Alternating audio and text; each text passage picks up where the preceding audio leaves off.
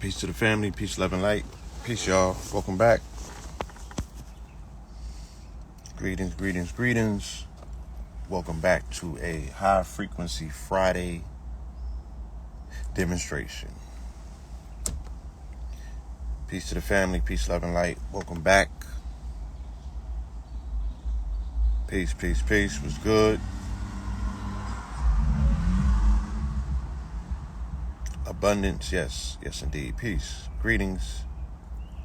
Welcome back. Peace, God. Peace, peace, peace, peace, peace. Yes indeed. What's good? What's good? On this October afternoon.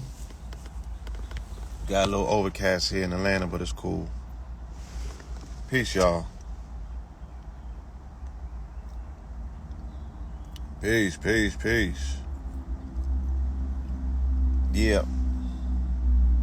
So I want to delve right into it. Peace, God. It's Friday. Tell us about my unreal experiences. Have I had any unreal experiences necessarily in the past few days? Yeah, I have. But what I'm going to say is unpopular. You know what I'm saying? What I'm going to say might not necessarily resonate with you. You feel me? But I still have to speak on my truth. So the last few days, prompted by what took place on Wednesday, I kind of had a forced digital detox. You know what I'm saying? I've been away from the devices for the past few days. I tapped back in briefly yesterday. You know what I'm saying? And it was kind of traumatic. You feel me? It was kind of traumatic when I tapped back in. Because when I opened my phone after a hiatus on Wednesday, because when I got off my phone Wednesday, I really didn't get back on it. You know what I'm saying? I was in nature. When I came home from nature, I spent some personal time, at home with my lady. And I started realizing how much time I've been probably neglecting from real life, situations by being on the phone. You know what I'm saying? Like, my lady was just playing with me, I think, the other day. She was like, she's a co-wife. And she meant with, that she got to share me with the phone. I'm sure I'm not the only one. I'm sure I'm not the only one. And sometimes you really don't recognize and realize how bad it is until you take a step back, until you step away from it. You feel me? And then this shit be calling you like Pookie. And then you get an opportunity to observe yourself through the eyes of, somebody that possibly has an addiction. And then you compare your behavior with other people that have addictions. And then from the outside looking in, then you look at the other people that you know and see what the addiction shit really looks like, because you see it playing out on them. And not to play, this is no holier than thou type of situation or observation. It's just a realization. You know what I'm saying? People that I know, they could not put the phone down even at the threat of the signal. Now, some people was like, I'm not gonna be prompted by fear to do anything impulsive or reactionary, and I could respect that as well. You know what I'm saying? I could respect that as well. But still to this day, they have not put down the phone. You know what I mean? And I don't know whether that was a clever excuse to not put it down. You feel me? But a lot of people had issues with detaching from their digital devices. You know what I'm saying? I would like to know that if I needed to, I could at least. You feel me? And it was dope. You know what I'm saying? It was dope out in nature. But the thing about nature is that even though I left my device in the car, I left my tablets at home, I was out in nature. I was in the cut. At least I thought I was. And there was a couple that was not too far from where me and my lady was at. And I kid you not, like around the time that I suspected that the alert or the signal should have went out, they pulled their phone out and was taking pictures of a Gatorade bottle, right? They pulled their phone out and they was taking pictures of a Gatorade bottle. And then I heard my lady's bag vibrate. And I was like, yo, I know you don't got your fire. What's good? I was like, I know you don't got your phone on you. And she was like, I turned it off. I was like, you supposed to leave it at home. Right? But she didn't. She turned it off, but I still heard a vibration going through the phone. So what had happened was we was at a pond and we was looking at these air bubbles come up from the pond, and the air bubbles ripple like if you throw a rock in the water, how you get the concentric circles, and then they ripple into one another. So the tadpoles or the fish or whatever, they was making these air bubbles because I would imagine, that's how they breathe. Around the time that the signal went off, the bubbles started bubbling up like somebody was drowning in the water and they was trying to catch air. Like it was an abrupt bubbling. The shit was bubbling like it was like somebody pushed Drano in there. And I could not figure out what was taking place. You know what I'm saying? My mother, when she went to the water, because she's in a region near the beach. She went to the water and she said that the seagulls were doing weird things that they had never done. You know what I'm saying? And then there was other people who have reported, irregularities in nature that they observed. Somebody posted that they seen the biggest spider that they ever saw. Ironically, we also saw a bigger spider, one of the biggest spiders we had ever seen. And for some reason, this spider was an attraction on the trail because 3 different people stopped and they noticed this spider. It was humongous. But the day prior, near my complex, I had seen this super duper big spider. Let me see if I can pull a picture up of it, because I did take a pic. And spiders to me represent magnetic fields. When I see spiders, you know what I mean? They represent the magnetic fields. So anytime something is going on with magnetism, that's what I look at when I see when I see spiders popping up. You feel me? Whenever I see spiders popping up, that's my interpretation of what's taking place. That there's something taking place with the magnetic fields. But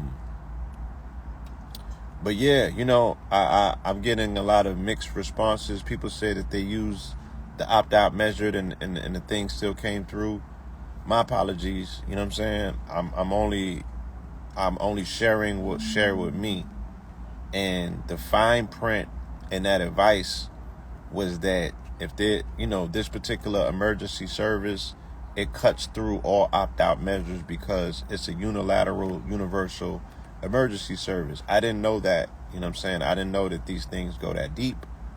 But apparently that's what it was hitting for. And people said the signal still came through. You know what I'm saying? Regardless of whether they turned it off or not. And then, of course they did it 2 minutes prior so they could catch people. They could catch whoever was slipping. So they slipped that in, and it was a very short pulse as opposed to the longer pulse that was advertised. You feel me? And that's neither here nor there, Now, of course, it's the aftermath, right? People want to take exception because, you issue a warning and they feel that us being prepared or us being on point is us adding to the fear. Okay, Fire. How was the ocean? You know? Yeah. Yeah. So I turned mine off and I left it behind. You know what I mean? But yeah, there was mixed responses, there was a mixed reaction, there was a bunch of mixes, you know what I'm saying? But like I said, what I walked away with was a few days with a digital detox, and it was necessary, you know what I'm saying? It was needed and it was necessary. My phone was very toxic Wednesday morning when I woke up, right? There was a lot of activity, there was a lot of things going on. And at the end of the day, I only got myself to blame, right? Because I took the bait. You feel me? I took the bait. I was going back and forth. Well, I wasn't going back and forth with somebody. I said something about a situation that I've been silent about for a long time. And I allowed myself to be triggered and make a response. And then I felt stupid about it. You know what I'm saying? I should know better. So I needed to take a digital detox on Wednesday.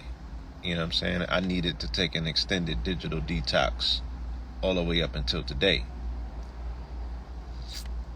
Right? Somebody said they think that we're giving it too much energy. Honestly, that can very well be true. You know what I'm saying? But when do we have an opportunity to do a test run for our own personal sanity, to say that if we sent the signal out to one another saying, yo, turn the phones off, or, tap out for a second, could we do it? This was the opportunity to test your own endurance and whether you had the ability to disconnect and let go. Because other than that, like, we're permanently plastered, we're permanently glued to these devices. You feel me? And that's just not what's up at the end of the day. You know what I mean? It's just not what's up. We're not, and this is the season of Libra. So this is the opportunity to make a personal observation to say, do you have the discipline, right, to bring about the balance, right? Can you strike Ma'at in your life, or Mat, right? And what does Mat look like? Mat looks like, yo, if I'm on my device, right, because your device will tell on you. Your device be like, yo, you been on this shit all year, every day, right? Sometimes for 12 or 14 hours, right? And then you got to balance that out. What is your aggregate efficiency? Meaning that if you put that much energy and that much time, because we say, oh, we giving it too much energy, right? But look how much energy we give to social media, right? Look how much energy we give to social media. Look how much energy we give to these devices. So if we like, oh, we giving that too much energy, and once again, that is just an opportunity for you to either protect yourself, right? Or to see if you got it within you to protect yourself, if it's needed and necessary. And then you have the opportunity to be like, yo, do I trust these people? No, I don't. You know what I'm saying? I don't trust them. I don't trust what they saying. I don't trust how they moving. You feel me? I don't trust them. So therefore, they don't get the benefit of the doubt. The benefit of the doubt is like, oh, they just up to some old retarded shit that they always on. You know what I'm saying? I'm gonna carry on like everything is normal. No, we're not living under normal circumstances for whatever reason. We're living under like a military occupancy. Why I keep asking people, I'm like, who do you think is operating this shit? Who you think is running the program? Yeah, I'm not waiting around to find out. You know what I'm saying? These people is obviously on one. I had the opportunity to bear witness to that the past few years. the way that they have deviated and went, you know, that direction to me was very abrupt.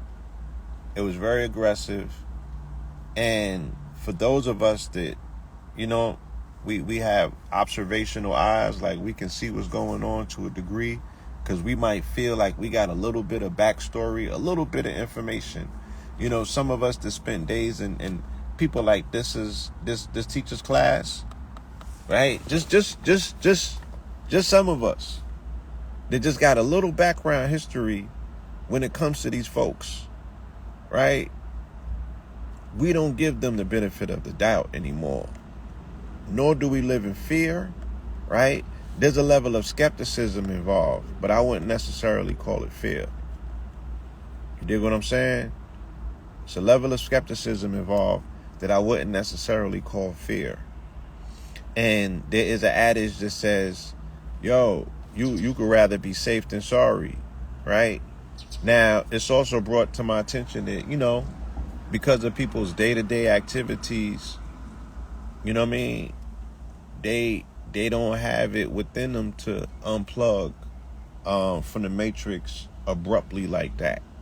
And that's understood as well. And that's something that, you know, we all can look further into in our own personal space. You know what I'm saying? Like, in the case of emergency, and I hate to be the one that speaks about grown-up shit with you. You know what I'm saying? I hate to be that guy, you know? I know that, you know, we do better speaking about a lot of other fantastical topics, but, like, do you got a bug-out bag? You know what I'm saying? If you had to break out because of a situation, like, do you know where to go? Do you know how to get there? Right? Do you have a contingency plan? Do you know the routes outside of your city? Shout out to my brother King Simon and Aton Edwards. They used to do emergency drills in New York City.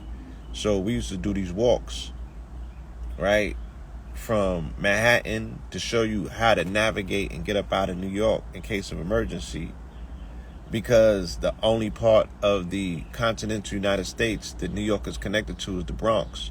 So you got to know how to get into the Bronx in case of emergency. If you want to hit a highway, if you want to get upstate, if you want to get out of the city, you can only technically do it through the Bronx.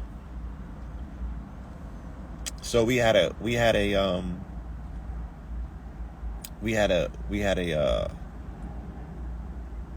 meetup that we would do like annually in New York to show us how to navigate out of the city on foot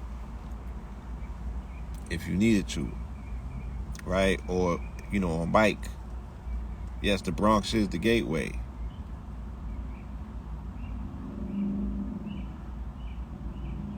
You know what I mean? So, you know,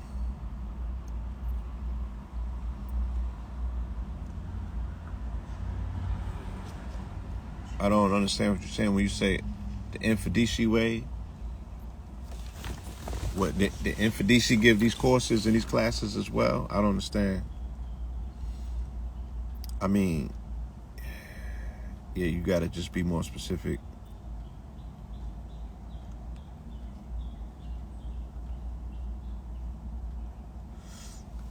Yeah, so I don't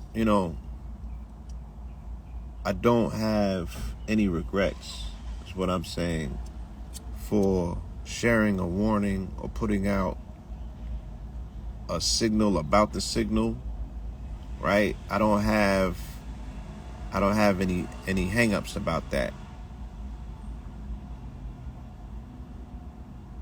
right? Again, you know, I'm a student who grew up in the classroom of master teachers such as this man in the picture, who's Jordan Maxwell, you know, and they made a lot of observations and assessments about things that wasn't necessarily physically, you had to have faith fucking with them, is what I'm trying to say, because they spoke on things that had not yet happened, right? That, if anything, they would give you the prompts to open up your eyes, just to be mindful of. Of course, some people, a large contingency of people are going to slip into fear when they hear the elaborate conspiracies that was laid out from the 80s and the 90s and the 2000s, and a lot of this stuff has come to pass. You know what I'm saying?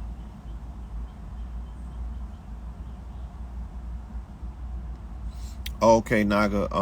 Yeah, I'm sure that he went on one of those journeys. He went on one of those trips.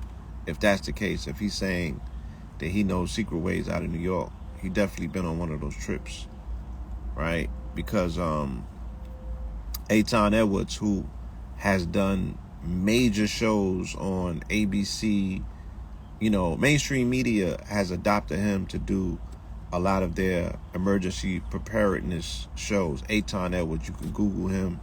Eitan Edwards is official tissue. You know what I'm saying?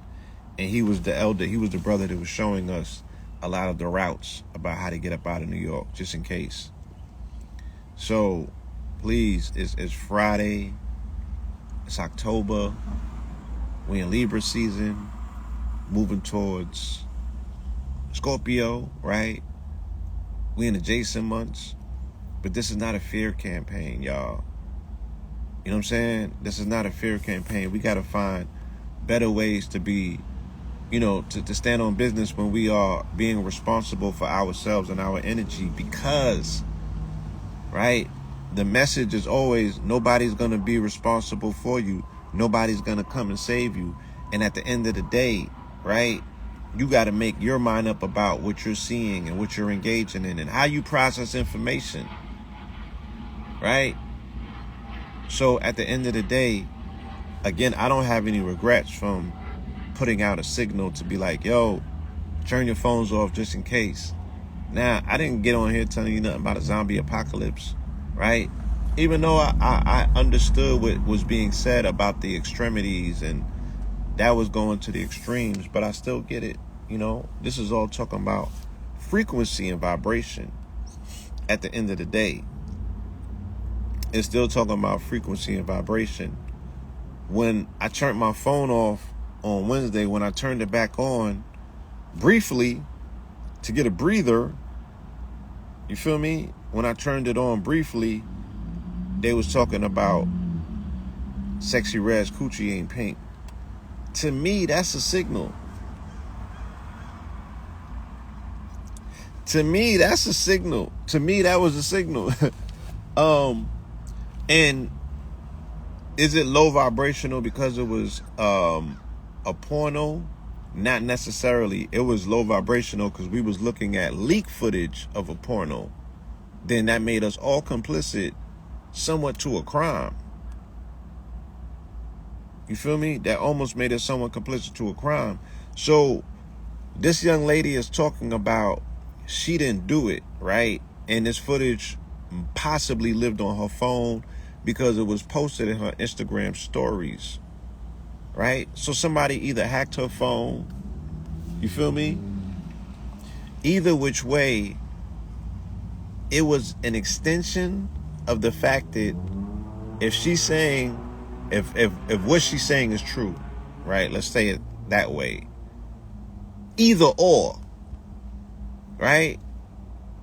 If what she's saying is true, then her phone got hacked and she wasn't in control of her device, right? That's what they were speaking about on Wednesday.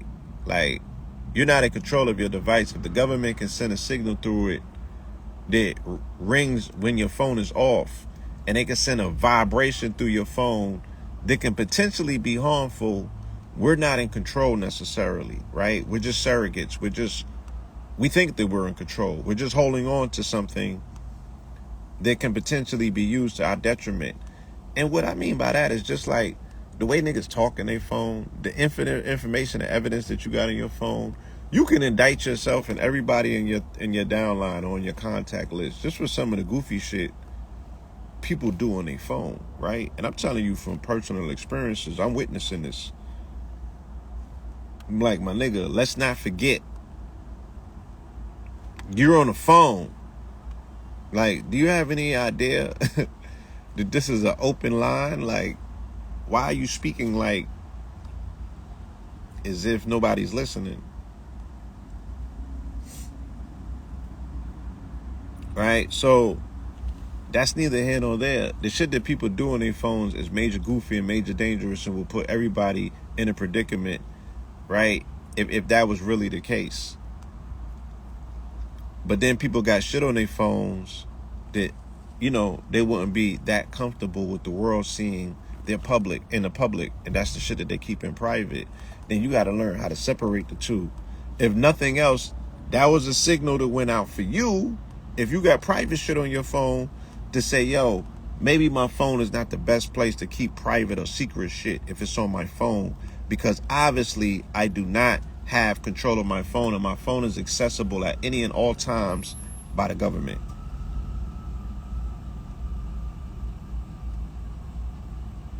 Right? Yeah. So who cloned Tyrone? Fuck Tyrone. Who cloned you? Your phone. Your phone is your clone. Your phone know more shit about you than you forgot about yourself. So, if nothing else, this week has been a symposium on a relationship that we have with these phones, with these devices, who are our clones. And these clones can do us more detriment, potentially, than they can do us help. Right? Because you done shit on your phone that you may have well forgot about, but it's archived. It's archived. It's accessible. It never forgot. Right? It's in the ledger. And it could be a detriment to you, potentially. Especially if you've been engaged in an activity on your phone that is unbecoming of legalities and things of that nature. Or a lot of this shit could be twisted.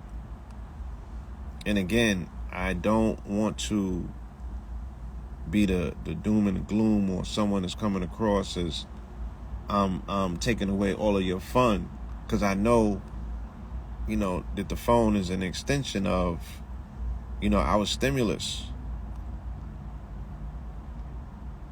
Yes, I do remember when the celebrities' iClouds got hacked and they was releasing pictures everywhere.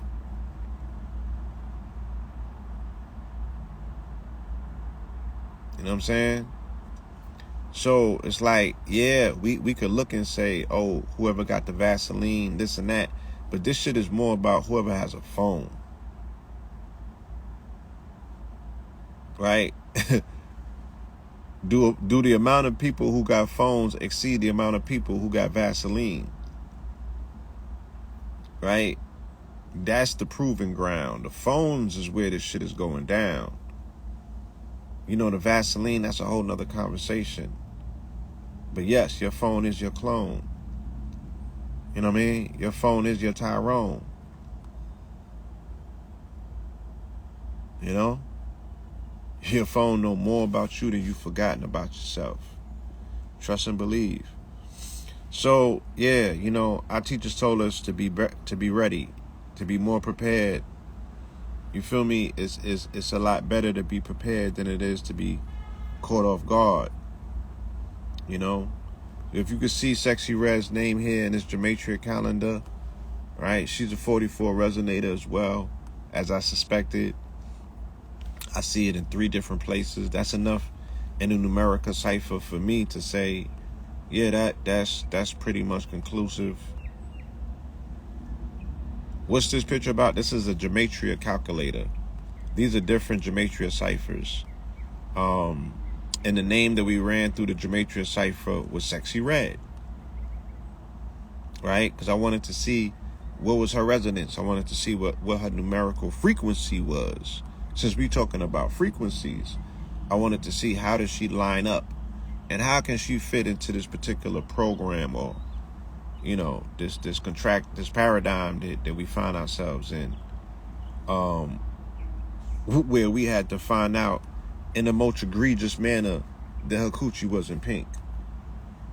And these are tactics that are consistently used as diversionary tactics, meaning that while everybody was waiting for this other signal, right, they end up plunging a good amount of the populace into this young woman's nether regions to make clinical observations as to the color of her coochie.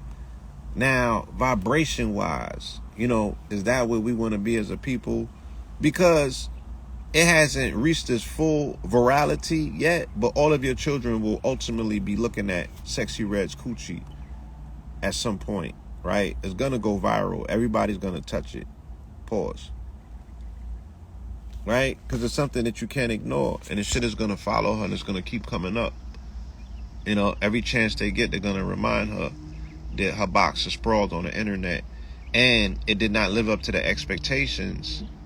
The same way that we could say, oh, this conspiracy didn't live up to its expectations. It was a dry run, and for some people it was too dry. Right? And I'm talking about what they were saying about the signal. Now, people double back the same night and they said, oh, yeah, you hit it on the head, East 49. You hit it on the head. One hell of a student, man. I when I see you, it's CMOS is on. One CMOS on me. They did this on April 14th, 2014. Right? I almost remember the date. It was the very first day that the first blood moon occurred. And you could Google it. It was the day that Mimi released her sex tape, her porno. And that same day, 44-year-old Mimi, at the time, y'all remember her from what you call it,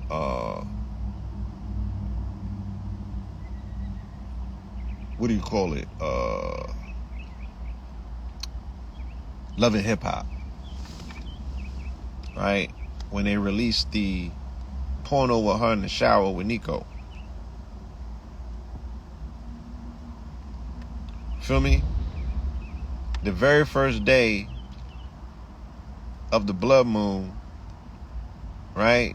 Mimi Faust, yeah. She was 44 at the time. And they sent the whole world to her box, right? During the blood moon. Magnetizing them to the part of her body that generates the most blood, that's iron rich, right? And that's where people's focus was at. And what was their comments? Oh, it didn't live up to their expectations. It was dry. She was doing it like this. She was doing it like that, right? It got panned. It crashed her stocks. But at that time, she was like, she was the one on Love and Hip Hop with the most couth at that time. We held her to the highest of standards. We actually was feeling bad for her because of what Stevie J was doing with Joseline. But then they sank her stocks. And she ain't been the same since. Okay, he had to spit on the box. I didn't watch it. Right? I reported on it, but I didn't watch it. Shout out to Nico. I grew up with the brother, and I didn't care to see, none of that activities, nor Mimi like that. I actually liked Mimi as a, I bought it to her character as a character. So yeah, they, and what happened right after that was Don Sterling, right? A few days after that, Don Sterling came with his comments about Magic Johnson, and it was also centered around a box because he had a girlfriend that he was, if anybody been to LA, you know how them shorties move, right? She was a throwaway, a toss away, and he was treating her like such, and he was attempting to besmirch the name of any other man that she brought up, but they used it as a tirade to go in on melanated men with money, and they started with Magic Johnson, just destroying his character and his name, and then it was just a tirade of them attacking melanated men during all of these 4 blood moon tetrad blood moons, and this is when they started assassinating black men on camera. Case in point, the third blood moon, which was April 4th, 2015. It was a Saturday. That's when they shot homie in his back, Walter Scott, South Carolina, Charleston. Murked him. On the fourth blood moon of the blood moon tetrads, Pope Francis came to the U.S. He stopped, landed at 404, visited Obama, and then they drove to Philadelphia to do the World Family Day on the 28th, and he left. That was the tetrads. But they killed a lot of melanated people under them 4 moons. Anyway, so they pulled this stunt, you know, with her and her portal, you know, on a day that people were waiting for a signal about a low vibrational signal that comes in at a high frequency. You feel me? I think that they still caught y'all with the low vibrational signal that came in at a high frequency because, you know, y'all got that the next day. Let me show you this. I played it, but I had to take it down because, you know, I just... Now this news here caught me. Sexy Red leaks her sex tape on her stories. Now think. The booty hole was brown, but the booty wasn't pink.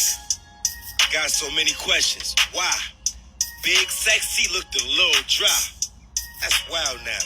Well, I guess it never rains in Pound Town.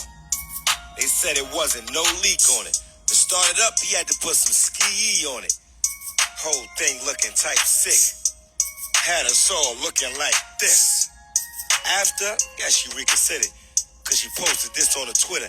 Anybody who know me know I wouldn't do no goofy like that. Snoop Dogg entered the chat. Stop it. Just like what she got on her head, I ain't buying it. With the respect for women that... Now this...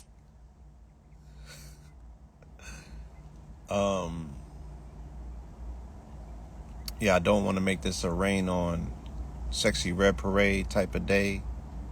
You know what I'm saying? We still want to keep a high frequency. I pray for that sister. And like I said, if in fact this was something that was leaked, like a revenge porn, then people that are watching it are party to the crime. You feel me? Like, I never seen the R. Kelly sex tape. I never even seen the George Floyd motherfucking tape. Right? There's just certain things that I just have never sat down and allowed myself, given myself the audience to tap into, knowing that there was something taking place here that was tantamount to a crime of humanity. It's like, why would I do that to myself? I can't unsee that stuff.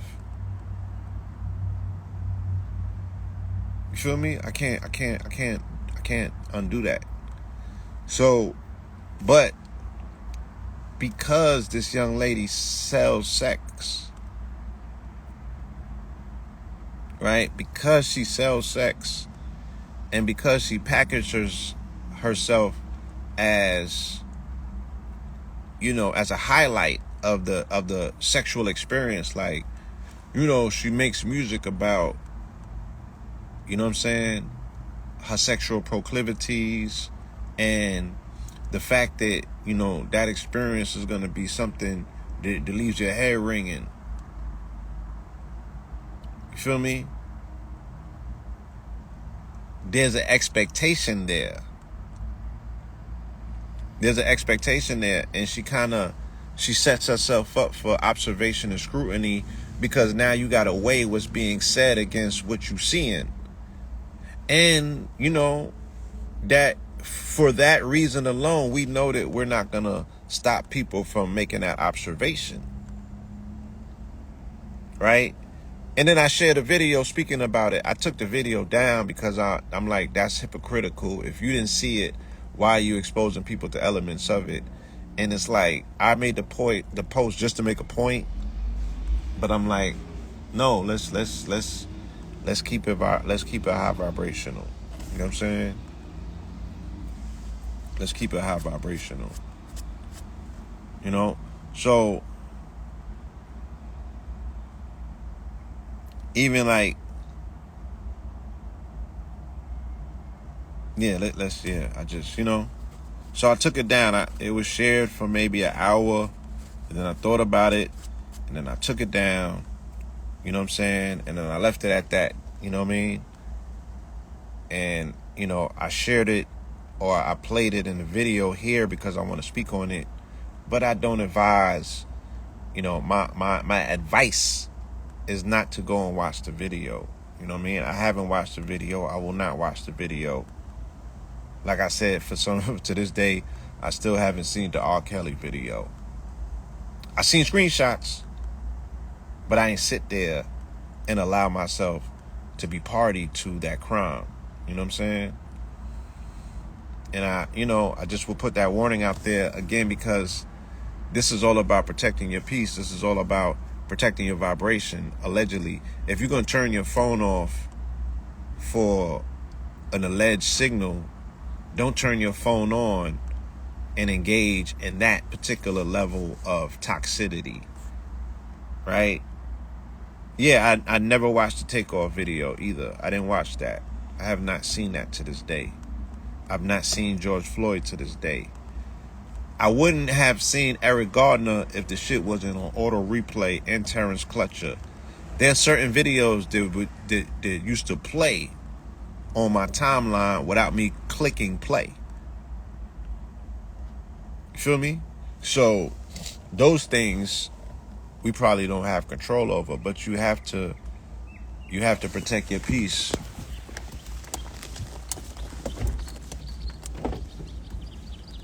You got to protect your peace because nobody else is going to protect it. And with that being said, like I said, even Wednesday when I opened my phone up, I found myself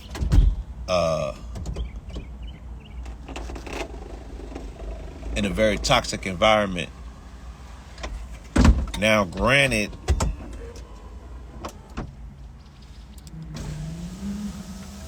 I have to take some responsibility. I can't say that there was no culpability on my behalf, but I've had a troll that's been trolling me for maybe a year and some change now, and I have not responded to this troll at all. I normally don't even play into, this particular character because I have decided to deal with it by other means. But I fell short on Tuesday, and I decided to say something about something that really didn't have nothing to do with me. So again, I was in the wrong. You feel me? And I'm knowledgeable enough about my own activity to know when I'm wrong. You know what I'm saying? And I'm not trying to justify wrong shit that I do. Wrong is wrong. You know what I'm saying? And I can sit here and make excuses. You feel me? I can make excuses. I can make excuses for myself. I can make excuses for other people. But at the end of the day, wrong is wrong. You know what I mean? And I owe it to myself. I owe it to my audience. I owe it to, especially younger people in the audience that are looking at us and they're like, yo, like, we expect different from you. You know what I'm saying? We expect you to be high vibrational and deal with certain things certain ways. But it's like, yo, y'all don't know the level. Y'all don't know the attacks. Y'all don't know the toxicity. Y'all really don't know, you know what I'm saying? How low vibrational some of these people are willing to go. Right? So motherfuckers say something about your parents, your folks, and it's words at the end of the day. Right? And you should really be more fortified where you're not necessarily allowing somebody's words or their sentiments or, what they think about you or think about a situation you shouldn't allow that to fuck with you, right? You should be a little bit more solid and firm, and you know what I mean? And I'm preaching to the choir, right? I'm speaking to myself or I'm speaking to you. But, you know,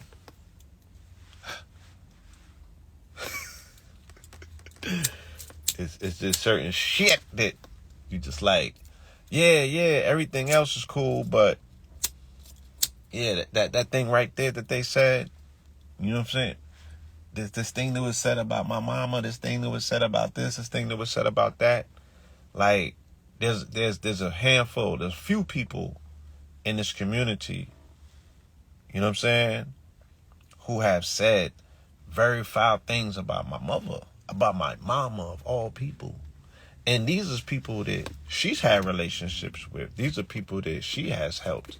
These are people that she's co-signed. These are people that she still stood next to. You feel me? And for all of the intervention that has been attempted prior to that, like, yo, mom, don't take a picture. Don't even comment. You know what I'm saying?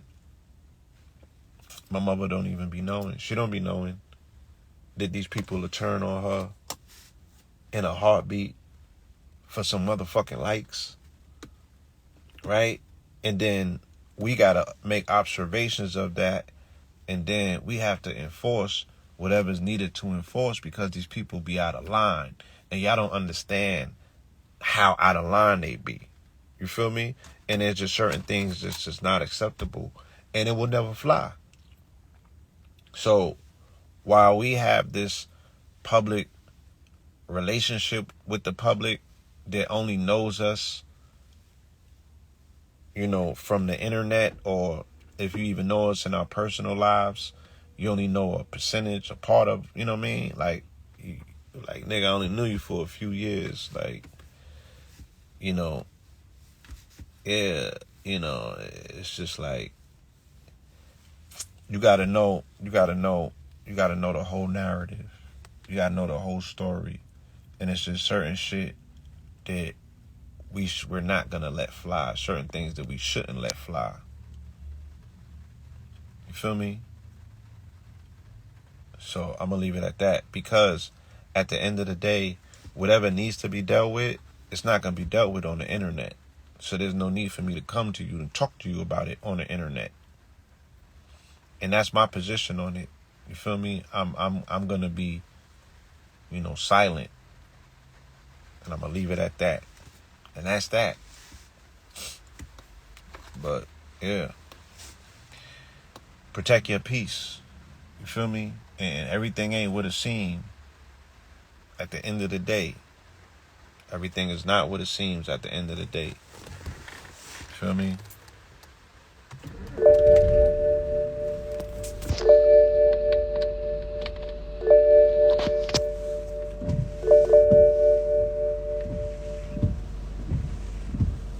Yeah, so at the same time that all of this is going on, you know, there's also a major meeting taking place in Rome called the Synod. And this is a 2-year process. This is the church making an audit of itself. They're reviewing how they're going to proceed into the future, right? And what the synods are is that they take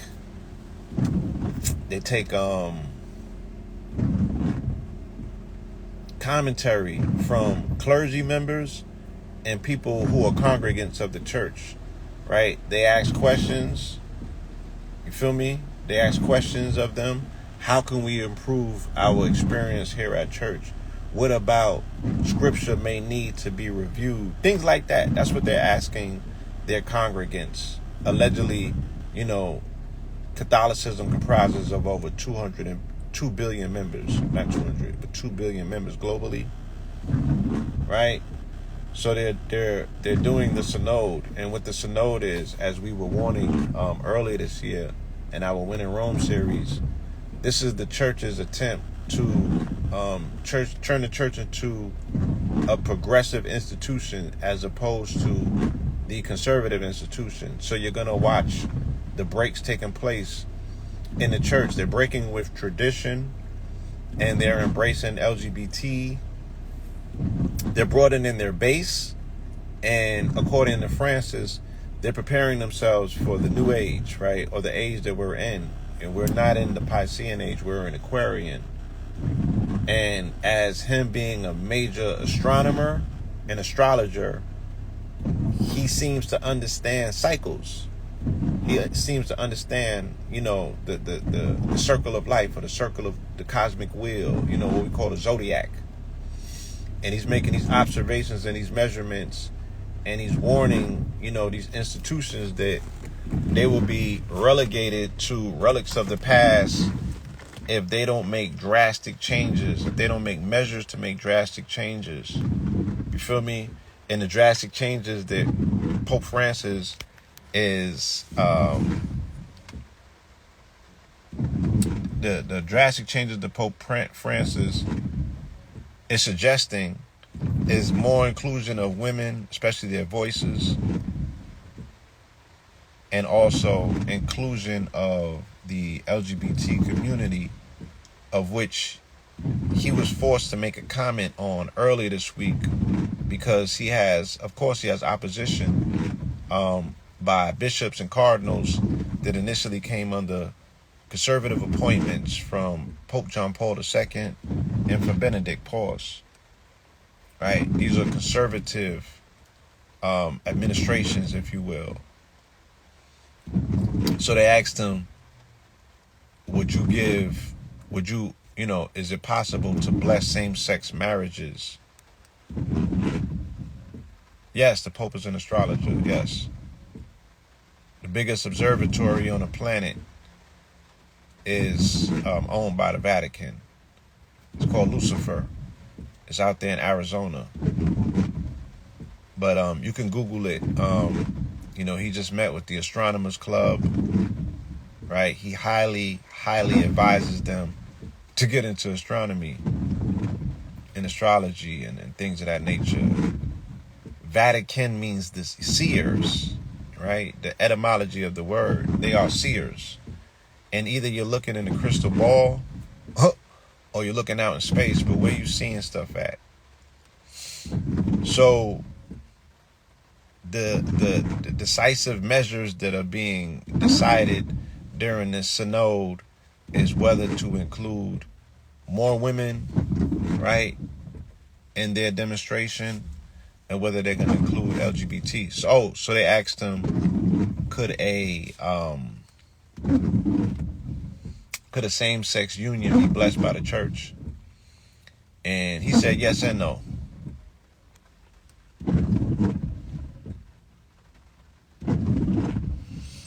Serious, what can the Pope bless? The Pope can bless, or the Pope can reauthorize measures in which the 2 billion Catholics on this planet participate in. And if that has no bearing on your reality, then so be it.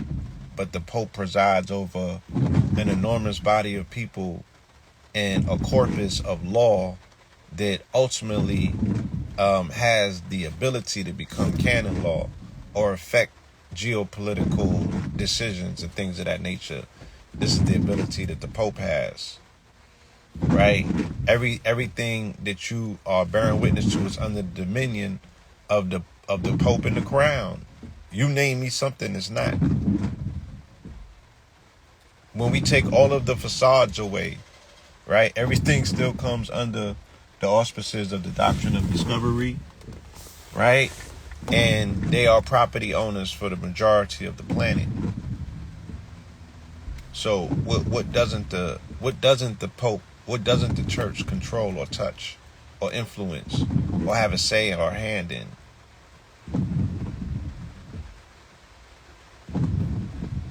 Not only is Latin a language of law, but the law is based on ecclesiastic law initially, right? You have Roman civic law, which also comes out of Rome, and then you got common law, which comes out of the ecclesiast, which is governed by Roman dictates because they run the church. So both aspects, where you're talking admiralty or commercial code, right, that is directly connected to Rome. And then when you talk about ecclesiastic law, that's directly connected to Rome by way of canon law. So when we're talking about them making decisive decisions that's going to impact people, yeah, this is what's taking place. Feel me? Whether we agree to it or not, like it still has, you know.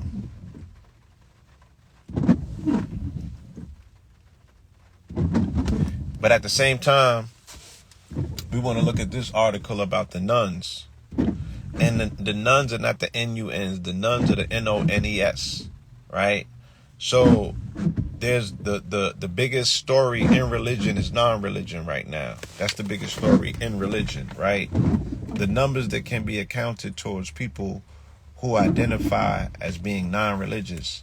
And that is that's a broad spectrum of people that fall into these categories, of which are considered atheists, agnostics, and then people such as myself and, you know, maybe some of you guys who said that we're spiritualists, we're not necessarily religious, right?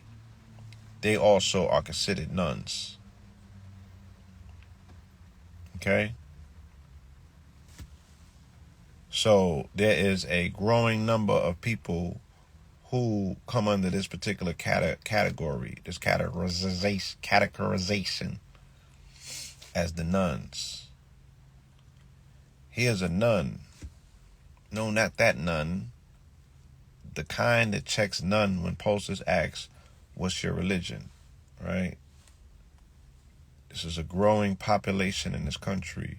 I think they said over 7%, which means that it's already reached anything over 4 to 7%. That's mass adoption.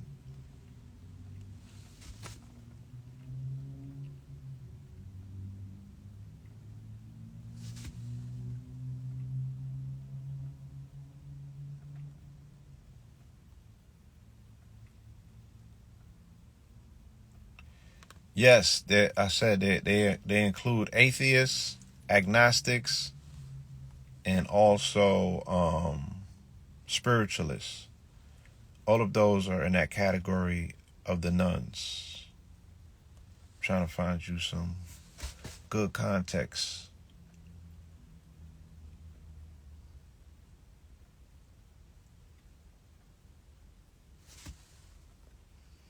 See, the people that they're finding, they're into astrology and crystals and shit, they're coupling them into the nuns. I'm pretty into astrology. I've got my crystals charging up on my windows right now. She said, honestly, I'll bet half of it is a total placebo, but I just like the idea that things in life can be explained by greater forces. Feel me? So that is, yeah, you know, like I said, they're making a space and they pulling us all in that. They jumbling everybody into that category. And they like, oh, you a nun too. You with the crystals and shit and astrology? Yeah, you one of the nuns.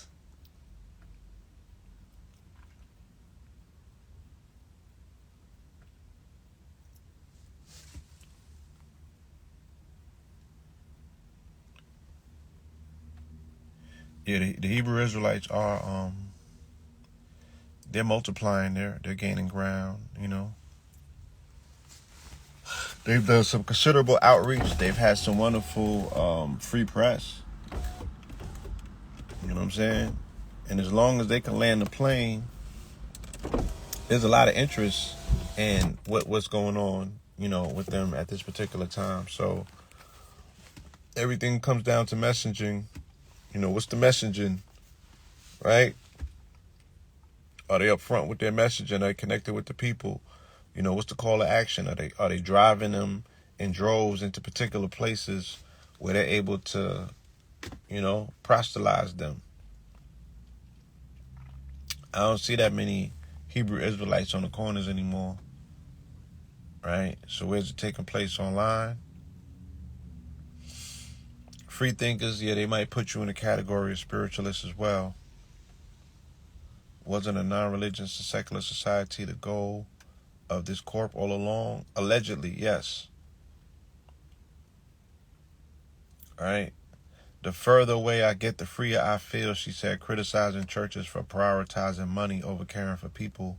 She recalls seeing church leaders tell people with depression their problem was sin or demonic possession, piling guilt upon unaddressed mental illness. When she was recovering from an injury at nursing home in 2010, Logman said her husband was home by himself in despair and died before she could return home. She said a pastor refused to visit him because he hadn't been involved in church. So, it's a clique. It's a clique. And they, you feel me?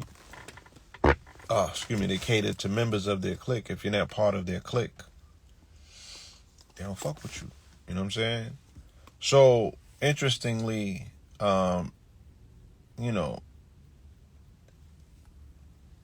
are, there's a lot of cliques. You know what I'm saying? There's a lot of cliques. There's a lot of clique mentality as well. And we could find it in politics. So, of all people on the planet, right, they got Hillary Clinton talking about, the Trumpsters are a cult and they need to be deculted, right? Of all people making these particular statements, they done found Hillary, of all people, you feel me, to get up there and make these statements. I mean, and it's interesting.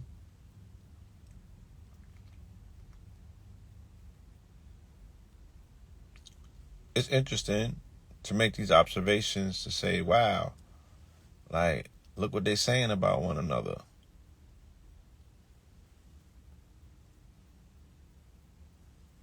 I just be here for the comments, y'all. Just doing the knowledge, like.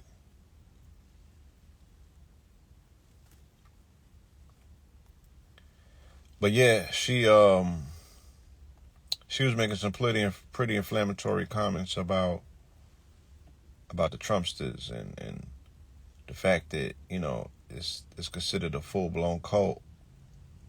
And in order to get democracy back on track, not only do they have to defeat Trump, of which they said that they expected him to be the Republican frontrunner. She said not only do they have to defeat Trump, but they have to deprogram the cult. You know what I'm saying? So, I don't know how they're going to go about doing that.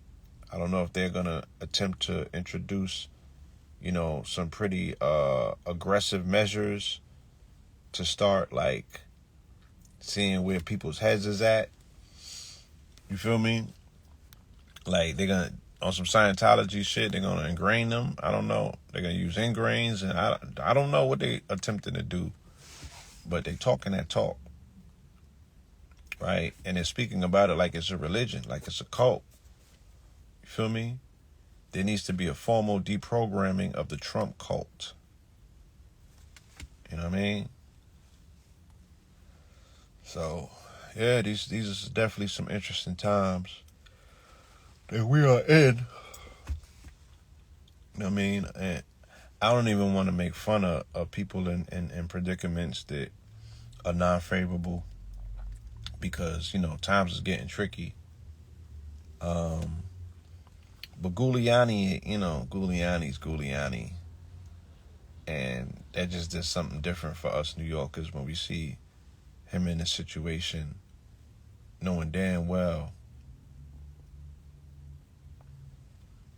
all of the devilishment that he has done, you know what I'm saying, throughout the times with melanated people, brown and black people are so-called, right? So it just seems like poetic justice. You feel me? That this individual who prided himself on crime reform and justice, mock principles, is the bagman for a criminal organization. You know what I'm saying? That he's in bed with all of these mobsters and gangsters and thugs in the political spectrum. That these guys are probably way worse than any mobsters Italiano mafioso can ever be. So it's just, just the irony of it all, I guess. There's somebody that people thought was so principled as America's mayor, right, can be in such a wild predicament. Now, I seen this article. It was very interesting. Former Americans who gave up their citizenship want their money back.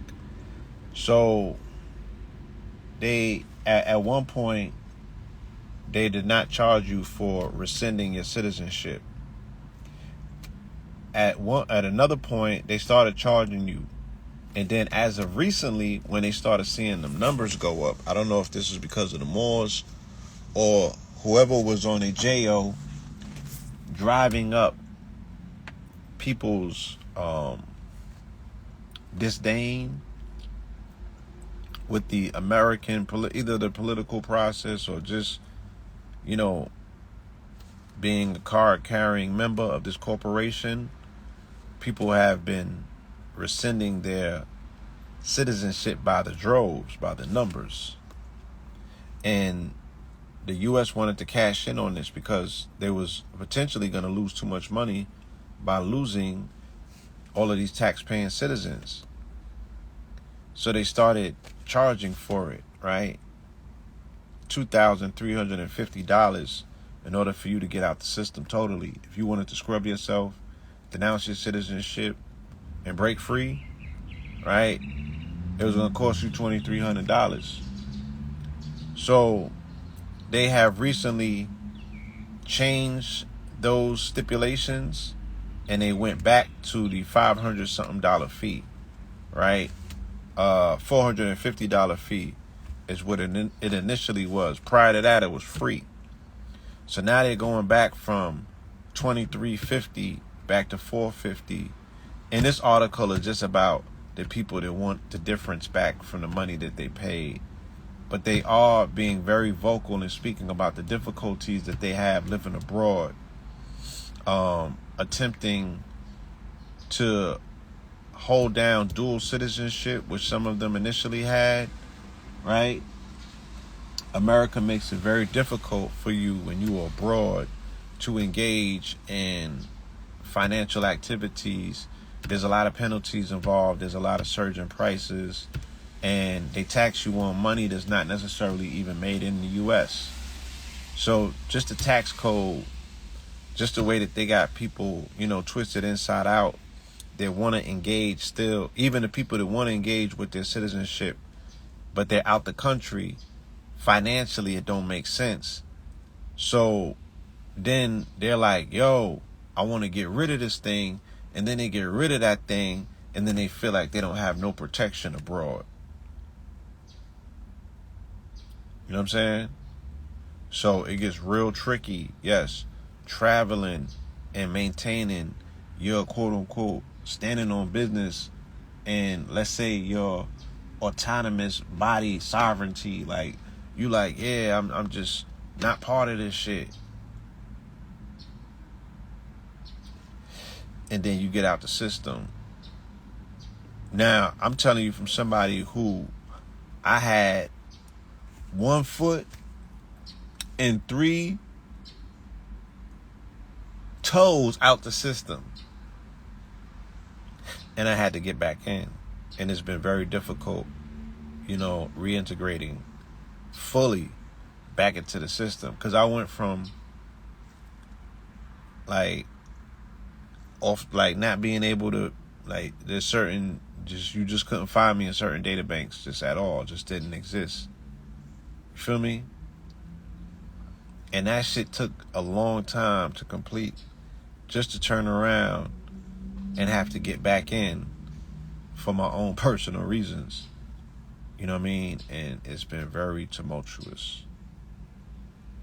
And again, these are life decisions that people have to make, that they got to live with, because these life decisions can alter your life. And you should not make impulsive decisions. You should not make drastic impulsive decisions. You should really, see the long play involved with these momentary decisions that they were making. You should really have a long form format. Okay, so shout out to the bro. He just said something about crossing the border in Mexico. So I read a very elaborate story about that. Right? And this is the new hustle. Right? The new hustle is human harvesting and human trafficking. And I don't condone either. You know what I'm saying? And again, I'm not making an endorsement of it. I'm just saying I'm reporting the news. And these are the new ways that people are engaging and hustling to get rich quick. Right?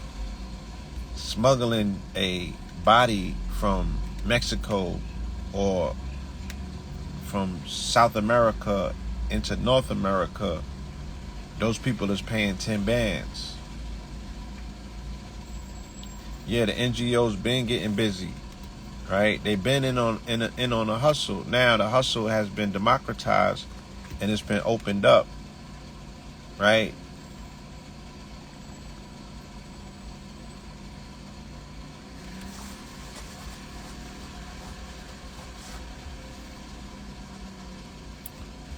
Yeah, they might as well, right, have stock trackers, because the numbers that I seen on organs, what organs go for, that's one thing, right? Because technically, yeah, you could get paid $10K to smuggle a live body over the border, but you can easily get $100K for those body parts. So you would have to ask yourself, now that's putting people in a pickle, a precarious situation where they got to decide, damn, what's the best for the bottom line, right? And it's an ugly, sticky situation to get into to begin with, right? To be put into that predicament where now you hold sway over somebody else's body and their lives strictly for financial gain. You understand? And we're moving into a place and a space because of the financial situation in this country where some people are going to be left with no choice. And the decisions that are going to be made are going to be a lot more Maccabee, And I was on here the other day speaking about death and, how it's not something that we should approach with fear and everything. But there's a breakout industry that's involved at this particular point. There's a death culture. There's a death industry. And it heavily entails, organ harvesting and human trafficking, which ultimately leads into sex trafficking. And sex trafficking ultimately leads into organ harvesting. And it's an ugly rat line. It's an ugly chain of once again, in the most egregious ways, how people put profit over people. Now the people are the profit. You feel me? So the Mexican cartel said that there's more money now in smuggling than there is in drug smuggling. There's more money in human trafficking or human smuggling than there is in drug smuggling. And they just put a impasse. What's the word I'm looking for? They outlawed the selling of fentanyl in Mexico, right? The cartels, El Chapo's sons, right? So they're giving out death penalties for people who are caught that are part of their campaign or part of their cartels that are selling the Fetty Wap, allegedly.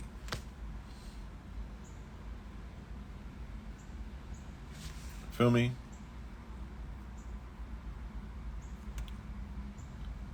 The blood banks are something else.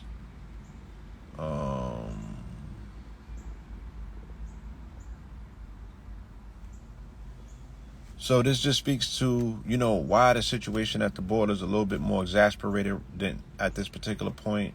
understand the numbers. They said that there's 3,500 people coming through the border daily.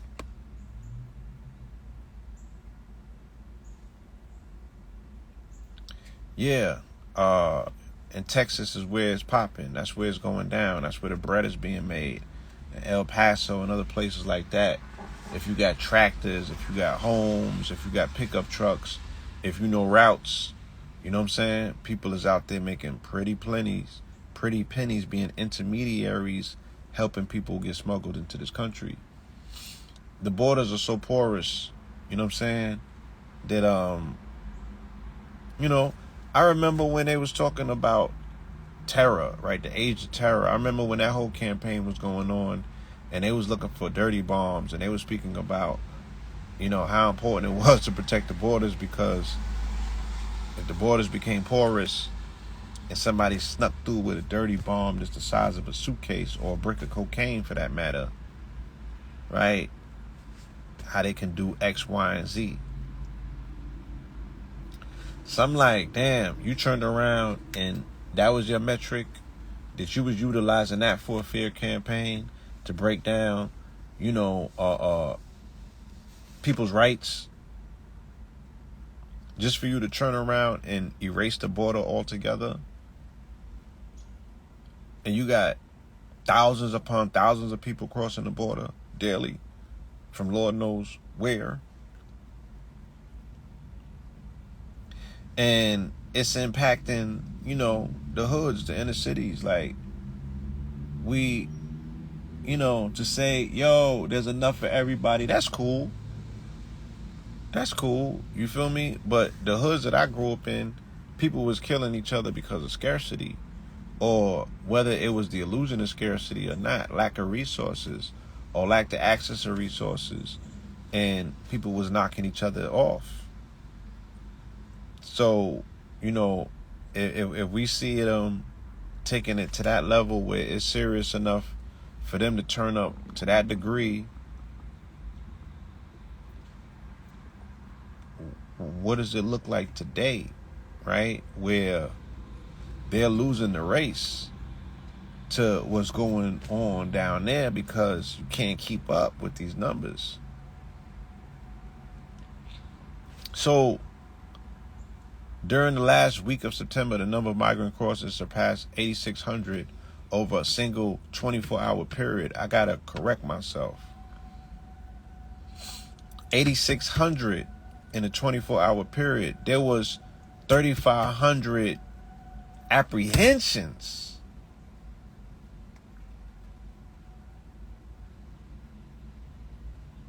What's going on in this country?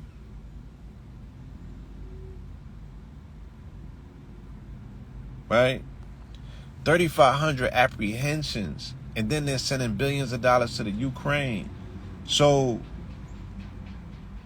the sovereignty of this country is being attacked from the south by allowing floods of people to come in who are soaking up resources.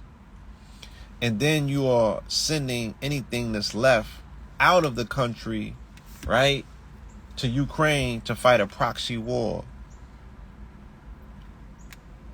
in the Ukraine against Russia, of which the U.S. is actively engaged, and NATO, right, in fighting a war against another sovereign nation.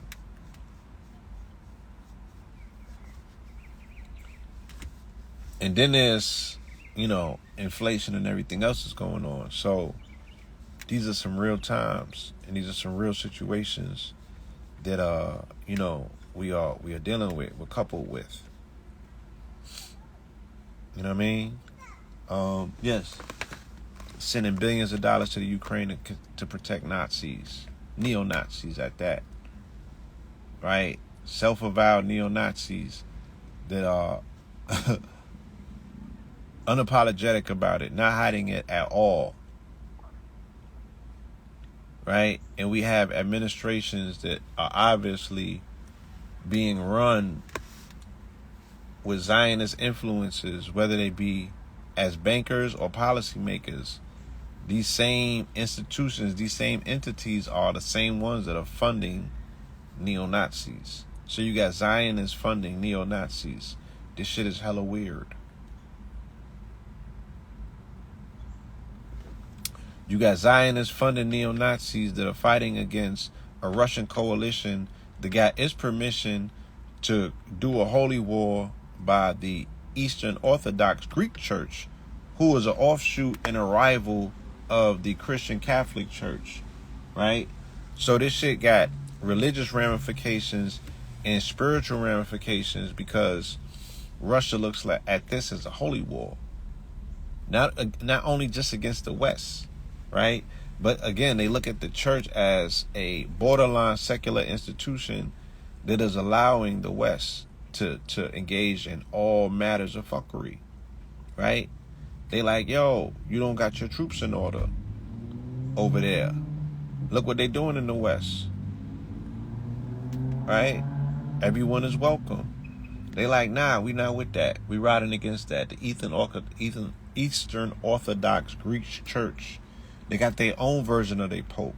And that pope has given Russia permission to engage in holy war. Right? So they're operating their own level of a jihad against the Ukraine.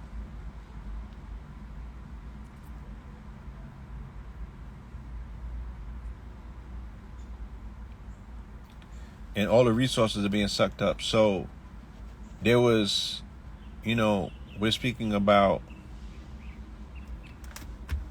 heavy influx of immigrants coming from Afghanistan, heavy influx of immigrants coming from the Ukraine, heavy influx of immigrants coming from Central and South America by way of the southern border.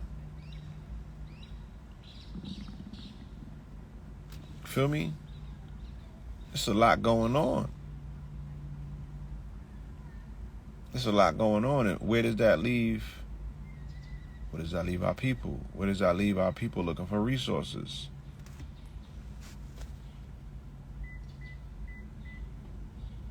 Yes, no girls, mostly men. They have, and I'm sure you've seen the movies and they have unaccompanied children crossing the border with no parents. Feel me? And they said that they send the adult men back if they're not coupled with a family, right? Able-bodied adult men crossing the border is allegedly supposed to be sent back. So I'm like, nigga, who's out here building all these homes then? Because it's a lot of them. And they about their business. Like, yeah, I don't have, you know what I'm saying? Like, I ain't got nothing bad to say about these individuals' work ethic or their ability or access to life and liberty. You know what I'm saying? To me, I mean, all of this shit is America. Central, North, and South. This is the Americas. And aspects of this country is definitely a Mexican or Mexico, ancient. So I acknowledge that. I know that we are encroaching, or the U.S., the corporation is encroaching on these people's indigenous lands. But at the same time, what's the game plan? Like, how are we going to sustain opening the borders and allowing all of these people in and then sending all of this money out? Where does that leave us? Are we thinking about what this shit looks like in 2 or 3 years? You feel me? Because, they have not increased any services that goes to our children, melanated people. We still can't get a goddamn, a recreational center in our communities. We still can't get regular services like, arts and music. That's regular shit. You don't even got to give us instruments no more. You could give us computers with all of the instruments programmed in them. That's a write-off. You got all kind of, you got access. You got access to the tech, and you got access to the venues. And it's not hard to make the shit happen, right? But the melanated population of the U.S. needs to hire the same lobbyist force that are out here advocating for immigrants. For lack of a better term, what they deem and call illegal immigrants by definition. Whoever them folks is that are on Capitol Hill lobbying for them, those are the people we need to throw a bag to. Because they get shit done, and they get shit done immediately, swiftly. We need to go and find whoever the Ukraine lobbyists are. And we need to hire them. Throw them a bag. Like Dr. Claude Anderson said, buy you some politicians. Right? Let's create a pot. Let's buy some of them. Because they get shit moving. Right?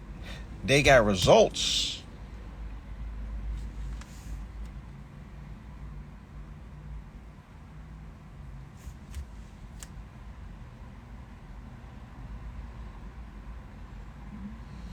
Yeah, with all of this technological revolution taking place, our children can definitely utilize some souped up pads, some iPads with all of them programs on it, arts, crafts, and music, right? Give us the creative faculties and mind your business, meaning cut the check and leave us alone. Give us 4 or 5 years to just work with our children in these institutions, and we would not be having no conversations in 2 or 3 years about handouts or what ain't fair or none of that shit, because there's a lot of technology that's affordable and available right now that will close the wealth gap, that will give us the advantages that we're looking for, that will fast track us and quantum leap us into the future, right? And give us any and everything that we need. Feel me? So these are the things that we should be advocating for. These are the things that we should be looking for political leverage for. Because they're going to come for our votes. Right? They're going to come and look for photo ops. They're going to come and look to stand next to us as people. Who are our mouthpieces? Who is our leadership? Who has the relationships? Who can bust the plays? You feel me? We need immediate redress. If you're doing it for illegal immigrants that are just now crossing the border, right, and they get all sort of government and social services off the break, my nigga, why is there still a homeless population? Why people still don't got regular shit? Like warehouses that we can create incubators in and work with our children, train our children up and get to know them and repurpose them. And what does that sound like? Okay, because I heard my critics in my head where they always like that.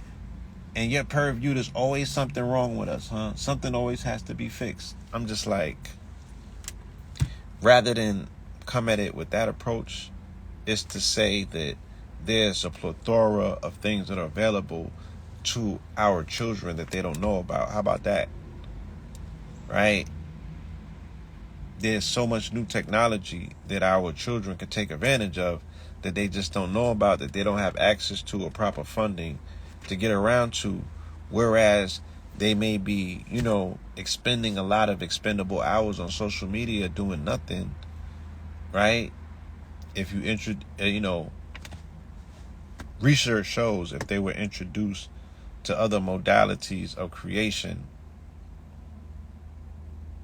you know what I mean? They can, they'll get busy. They'll get busy with these tools. They know exactly what to do with them. They'll create content. They'll create breakthroughs. They'll figure some shit out. But you have to put them in position in order to do that. And what I'm saying is that the funding obviously has to be there. And if the funding is not there, then that really speaks to a problem that we need to figure that out before we figure out who our next president is, who the next Speaker of the House is. Because some things will never change unless we put our foot down and we call for a drastic change in the way this shit is being done, Like, come on. Like, can you not see what's taking place? Maybe we can't. Look, Adobe teases new AI photo editing tool that will revolutionize its production. Project Stardust, right? You got the new DALL-E 3. You feel me? You got the new shit that's going on with OpenAI, which is ChatGPT, where ChatGPT can speak, it can listen, it can hear, it can see. You feel me? There's so many things that are taking place with technology right now. So many breakthroughs. You feel me? And as content creators, as creatives, we need to know about it. We need to bring this to our children. You know what I mean? We need to become the teachers in our classrooms, whether those classrooms are physical or virtual. We need to be the people that our children see in their eyes. They become goals to be like, yo, I remember such and such taught me such and such.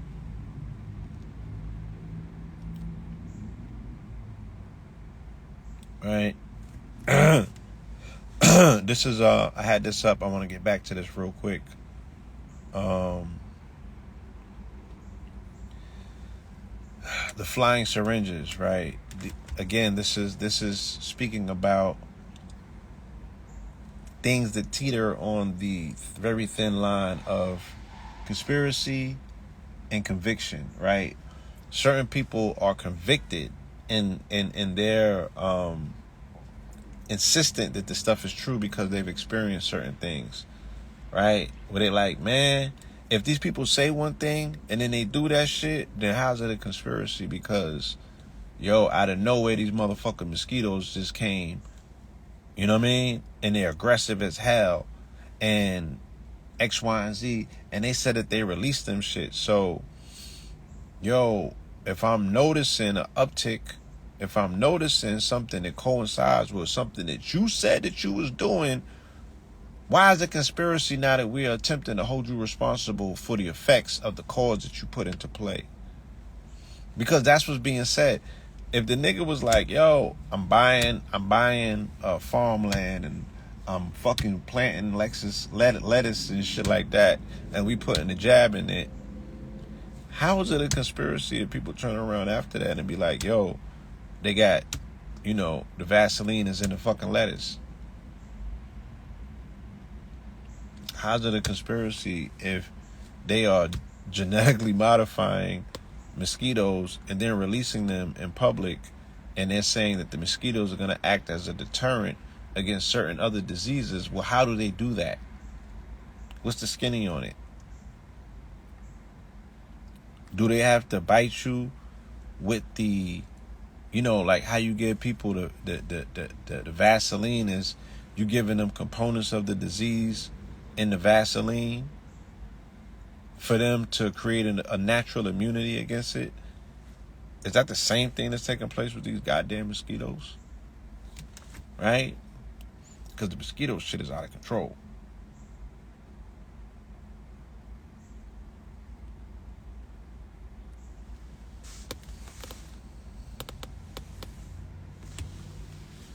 You know?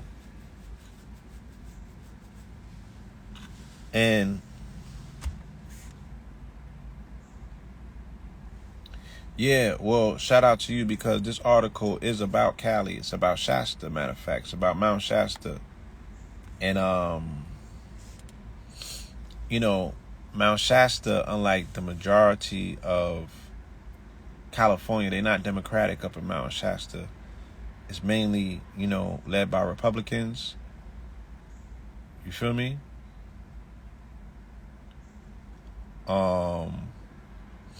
And they are very anti-government.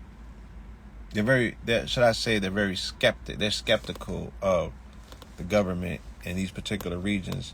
And this is an area of the country where they have attempted secession.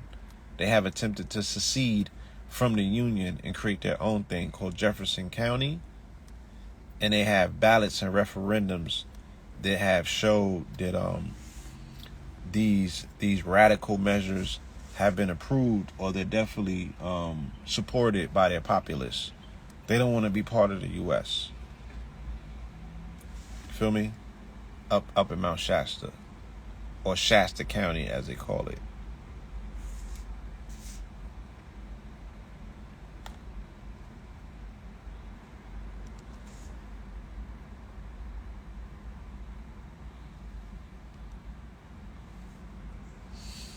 Yes, definitely aliens base.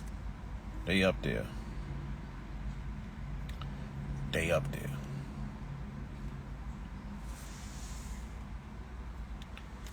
Yeah, y'all. So I'm not gonna hold you too long. Just ran through some of these articles that I came across. What else is there? Rare blood test. They could test for 50 different types of cancers. I remember there was like 4 or 5 cancers when we was growing up. It was throat cancer. It was lung cancer. It was prostate cancer. It was colon cancer. And bone cancer, maybe. Like, it was like 5 cancers, y'all. It was like 5 type of cancers when I was growing up. Now they got a blood test for 50 of them. Right? You see what's going on? Right? What the hell is going on in society? All right, breast cancer, that's 6.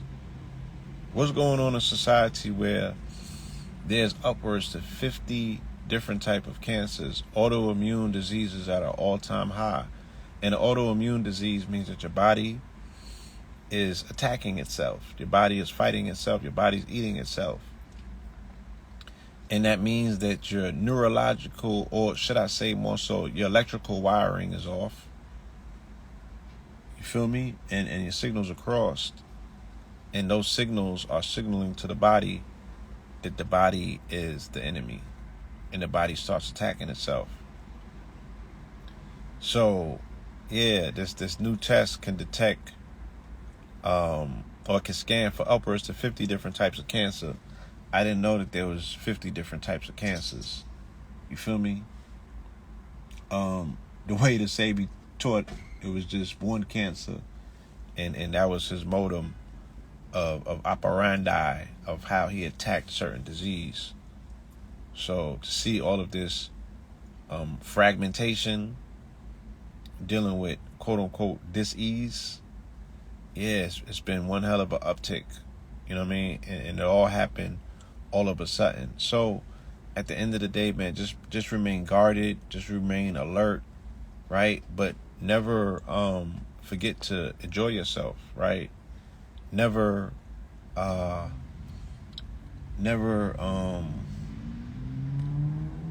supplant the joy factor, right? And the joy factor is not the same as the stimulus factor.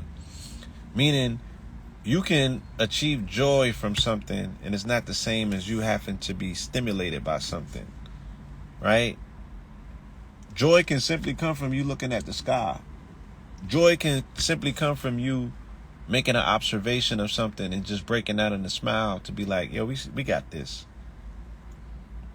You feel me? Joy can be you coming to a realization about yourself or your circumstance. You can arrive at joy in a lot of different ways. Joy can be you looking in your partner's face. Joy can be you in nature. Joy can be you protecting your peace or choosing peace over violence. And living with that. You know what I'm saying? Smiling at someone, yes. I just heard the bird creak. I'm joyful every time that I hear that. Because I get joy out of other people receiving joy or other things being joyous, right? Secondary joy. Living vicariously through others' joy. Shit like that. Like, don't lose your joy at the end of the day. Attempting to be responsible, attempting to navigate this unfriendly and unfamiliar terrain, right? Never feel like a victim. Never lead in fear. Feel me? Yes. Remember that love is the pinnacle of it all. Whatever that word means to you, because we went through that as well. There's whatever it means to you. And it has to mean something for you in order for it to have a meaning, because the meaning is very ambiguous, and love does not exist in every language. So you got to make it what it is, especially here in this dimension that we live in this realm, in this part of society, where that word registers so much in our language. You really have to self-define it, because even if you go to the dictionary, they're not going to give you a proper understanding of what love is. To me, I've always defined love as the highest form of appreciation. So love can't be somewhere where appreciation is not. You know what I'm saying? Love cannot exist in the same realm where appreciation doesn't exist. You feel me? I'd rather have appreciation that's real any day than have a ideal of fake love.